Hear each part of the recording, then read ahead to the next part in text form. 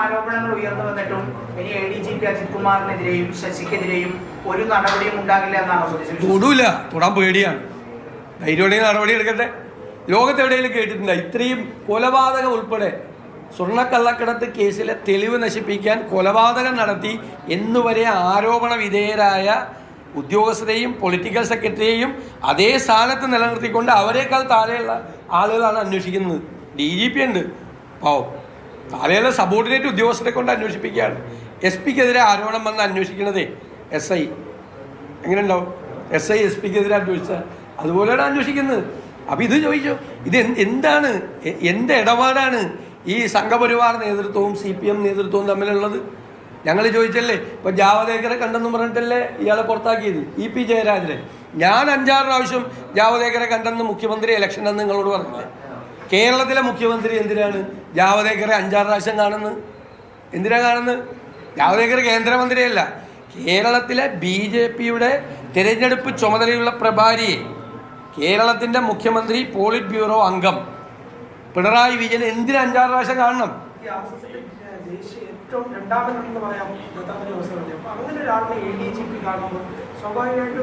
മുഖ്യമന്ത്രി പറഞ്ഞിട്ടാണ് പോയി കണ്ടിരിക്കുന്നത്.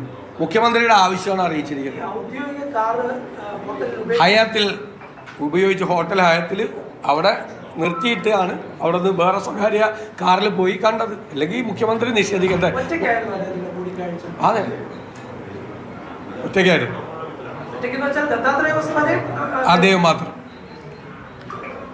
ഒരു വാർത്ത ഇന്ന് പുറത്തു വന്നു, ഈ മലപ്പുറം മരമൂർ കേസുമായി ബന്ധപ്പെട്ട്. അതായത് ആ മരമൂർ കേസിൽ അന്വേഷണം അട്ടിമറിക്കാൻ പോലീസ് തന്നെ ശ്രമിക്കുന്നുവെന്ന് മൊഴി നൽകിയ ഒരു അയൽവാസി സ്ത്രീ തന്നെ വെളിപ്പെടുത്തി. എന്തൊരു ഞെട്ടിക്കുന്ന വാർത്തയാണിത്.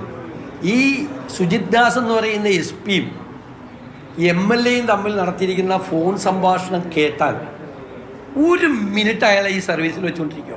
1 മിനിറ്റ് വെച്ചുകൊണ്ടിരിക്കുക. അയാൾ 3 SP-മാർക്കെതിരെയാണ് അസംബന്ധം പറഞ്ഞിരിക്കുന്നത്. മലപ്പുറം, പാലക്കാട്, തൃശ്ശൂർ SP-മാർക്കെതിരായി വേറൊരു SP പറഞ്ഞിരിക്കുക. ഇത് പോലീസ് ഫോഴ്സ് അല്ലേ, ഹൈറാർക്കിയുള്ള സംവിധാനമല്ലേ? 3 SP-മാർക്കെതിരെ വൃത്തികെട്ട സംസാരം. ഒന്ന്, പിന്നെ അഡീഷണൽ DGP-ക്കെതിരായിട്ട് ഗുരുതരമായ ആരോപണം. അത് ഇയാളെ സൂചിപ്പിക്കാൻ വേണ്ടിയിട്ട് പറഞ്ഞതാണ്. ഗുരുതരമായ ആരോപണം, അഴിമതി ആരോപണം. അയാളുടെ അളിയന്മാരെ കുറിച്ച് വരെ, ഭാര്യ സഹോദരന്മാരെ കുറിച്ച് വരെ അഴിമതി ആരോപണം. അങ്ങനെ പറഞ്ഞ ആളുടെ ഒരു സംഭാഷണം പുറത്തു വന്നിട്ട് അയാൾ ഇപ്പോഴും സർവീസിലുണ്ട്. മാത്രമല്ല, അയാളുടെ ആ കേസ് അയാളെ സഹായിക്കാൻ ഇപ്പോൾ പോലീസ് പോയിരിക്കുകയാണ്. അയാളുടെ കാലത്തല്ല, വേറെ SP-യുടെ കാലത്താണ് മരം മുറിച്ചെന്ന് പറയിപ്പിക്കാൻ വേണ്ടിയിട്ട്, കള്ളസാക്ഷി പറയിപ്പിക്കാൻ വേണ്ടിയിട്ട്. അപ്പോൾ ഇപ്പോഴും നടക്കുന്നത് എന്താ? നിങ്ങളെല്ലാം വിചാരിച്ചിരിക്കുന്നത്, നാട്ടുകാർ വിചാരിച്ചിരിക്കുന്നത് അന്വേഷണം നടക്കാമെന്നാണ്. അന്വേഷണം തെളിവുകൾ ഇല്ലാതാക്കാൻ വേണ്ടിയിട്ട് വേറൊരു വഴിക്ക് ശ്രമിച്ചുകൊണ്ടിരിക്കുന്നതിൻ്റെ ഏറ്റവും അവസാനത്തെ ഉദാഹരണമാണ് SP ഓഫീസിൻ്റെ അടുത്തുള്ള ഈ സ്ത്രീയുടെ വെളിപ്പെടുത്തൽ. ഇന്നലെ മുഖ്യമന്ത്രിയെയും ഇന്ന് CPM സെക്രട്ടറി ഗോവിന്ദ മാഷയെയും കണ്ടതിന് ശേഷം അൻവർ ഏതാണ്ട് പൂർണ്ണമായി പിൻവാങ്ങിയിരിക്കുകയാണ്. മുഖ്യമന്ത്രി അൻവർ ഉയർത്തുന്ന വാദങ്ങൾ അംഗീകരിച്ച് പരിശോധിക്കാം എന്നായിരിക്കുമോ കൊടുത്ത ഉറപ്പ്? അതല്ല അനങ്ങാതിരിക്കണമെന്നായിരിക്കും? അല്ല, നമുക്ക് വളരെ കൃത്യമായിട്ടില്ല. അങ്ങോട്ട് പോയ ആളല്ലല്ലോ ഇങ്ങോട്ട് വന്നത്. ഇങ്ങോട്ട് വന്നത് ഏത് ഭീഷണിക്ക് വഴങ്ങിയിട്ടാണെന്ന് നമുക്കറിയില്ല.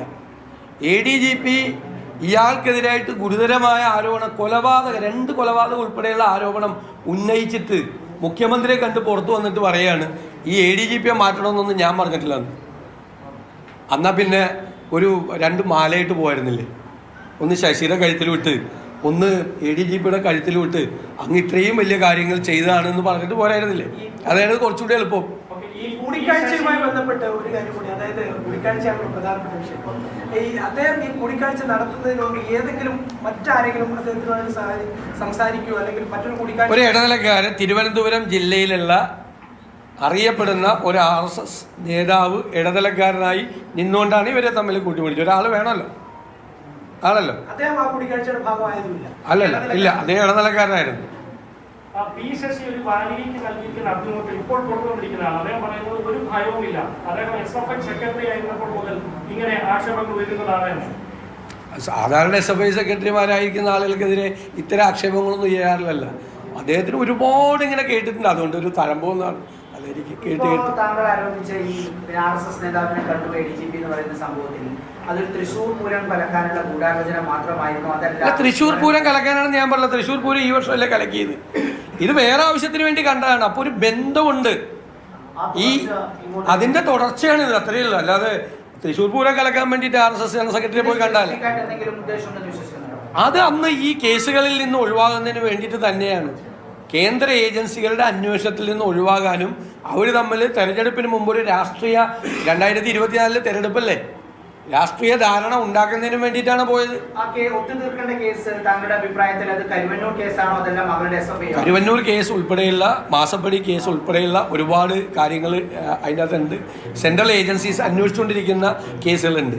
അന്ന് പോയിരിക്കുന്നത് പല ഉദ്ദേശമുണ്ട്. കേസുകൾ ഒഴിവാക്കുക, രാഷ്ട്രീയ ബാന്ധവം ഉണ്ടാക്കുക, പാർലമെന്റ് ഇലക്ഷനിൽ BJPയെ കേരളത്തിൽ BJPയുടെ ഏറ്റവും വലിയ ഡിമാൻഡ് എന്തായിരുന്നു?